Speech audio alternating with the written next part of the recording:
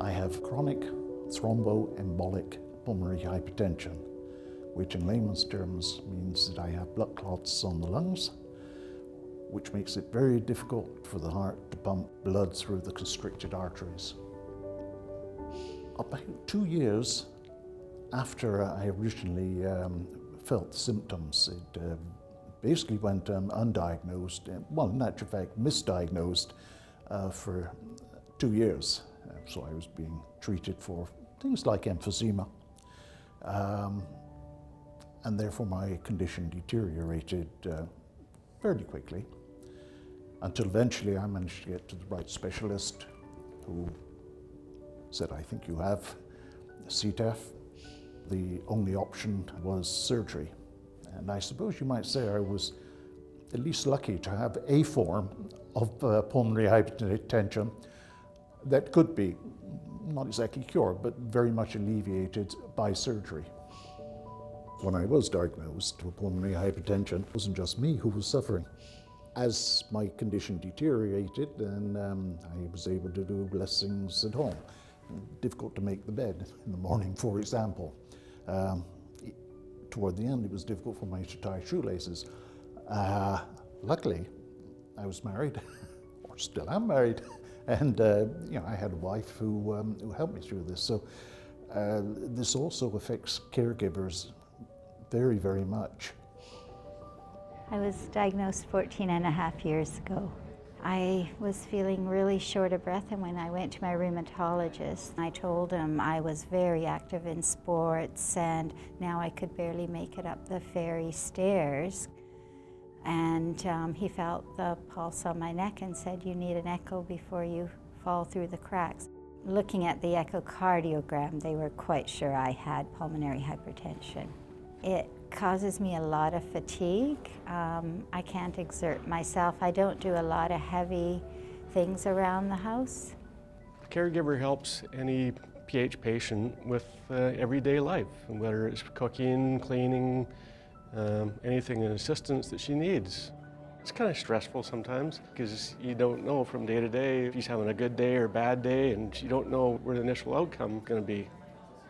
It's definitely scary. She manages it really well, and we talk about it as a family, but there's a lot of hope and there's a lot of support. And my mom is a long-term survivor. It's been almost 15 years and she's still going strong.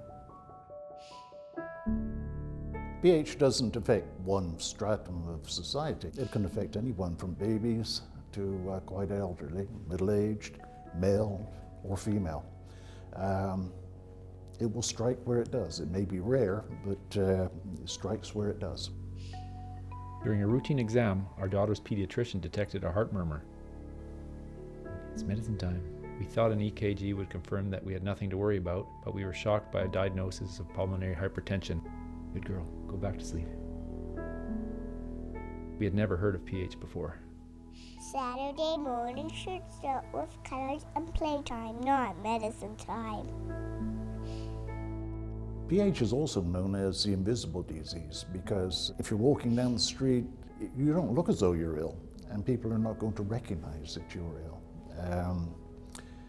Not that we want sympathy, but certainly there has to be the realization that there is a real problem.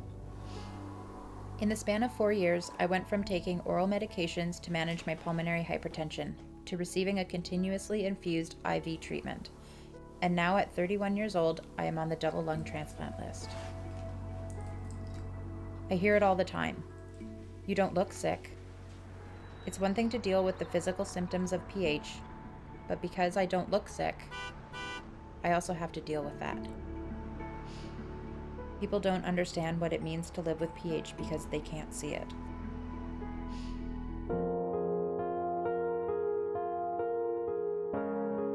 I believe that a certain self-advocacy is also important. The advice I would give to someone suffering from symptoms of PH is to see their family doctor immediately, because the earliest the diagnosis is made, then the sooner you will be able to get treatment.